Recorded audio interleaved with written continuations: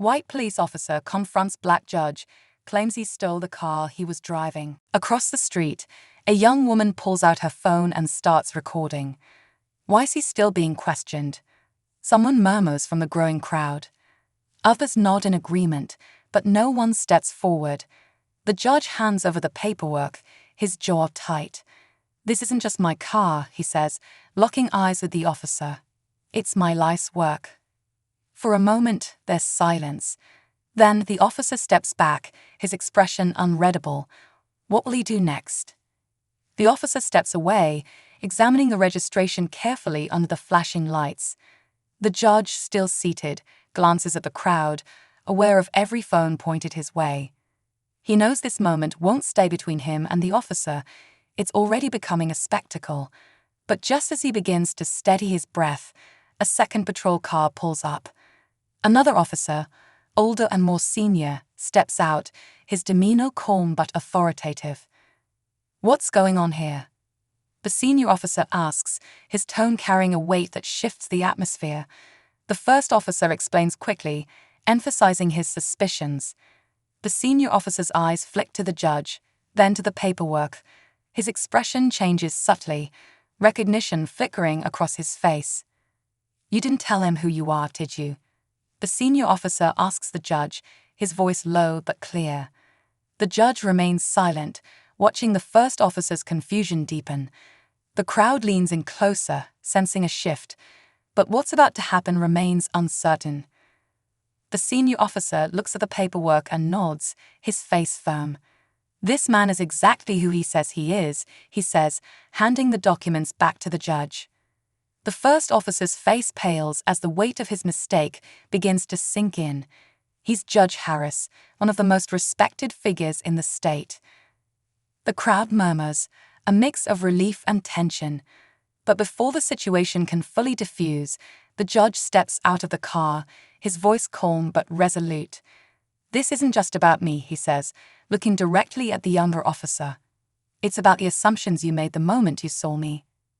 The officer stumbles over an apology, but the judge raises a hand to stop him. "We all have a duty to do better," he says firmly. Then, as he turns to leave, the senior officer pulls him aside. "There's more to this," he whispers. "Someone called in a false report." The judge's eyes narrow, the revelation striking like a lightning bolt. The story, it seems, isn't over. The coffee shop buzzed with newfound energy, laughter rippling through the air as customers replayed the chaos they'd just witnessed. The barista, still holding the tip jar, offered a grateful smile to the regulars who'd come together in solidarity. "Thank you," she said, her voice warm despite the morning's tension. The simple act of kindness seemed to brighten the room, a collective acknowledgement that small moments of support can make all the difference. Outside, Karen's frustration was now the talk of the parking lot. Some onlookers lingered, watching the tow truck drive off with her car in tow, while others shared snippets of the incident with friends and family.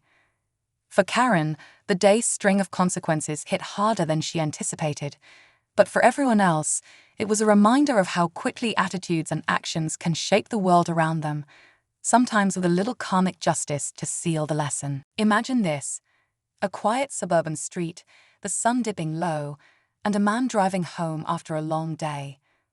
Suddenly, flashing lights appear in his rearview mirror.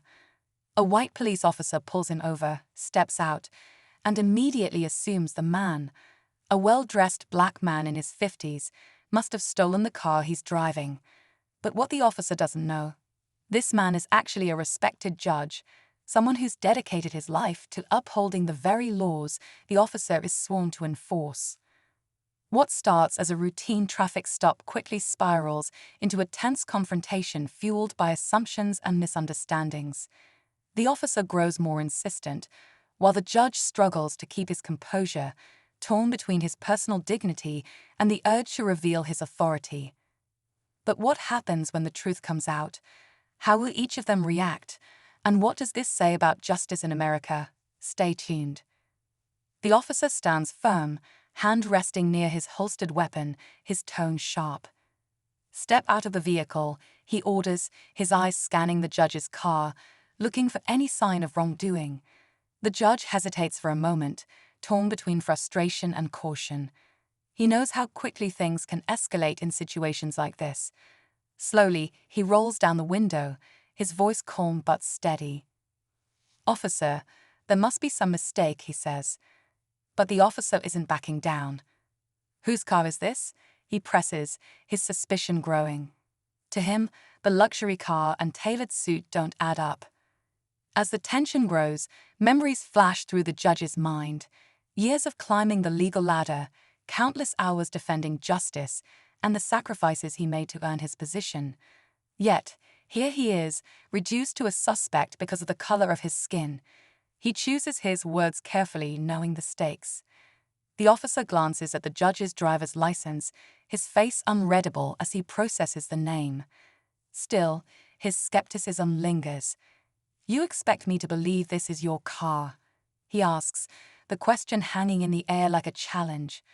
The judge exhales slowly, steadying himself. He knows this is more than just a misunderstanding. It's a moment that could spiral out of control if he isn't careful. Meanwhile, a small crowd begins to gather at a distance, drawn by the flashing lights and raised voices. Whispers ripple through the onlookers. Some recognize the judge, their eyes widening as they realize who's being questioned. Others see only a man in a nice car and make their own assumptions.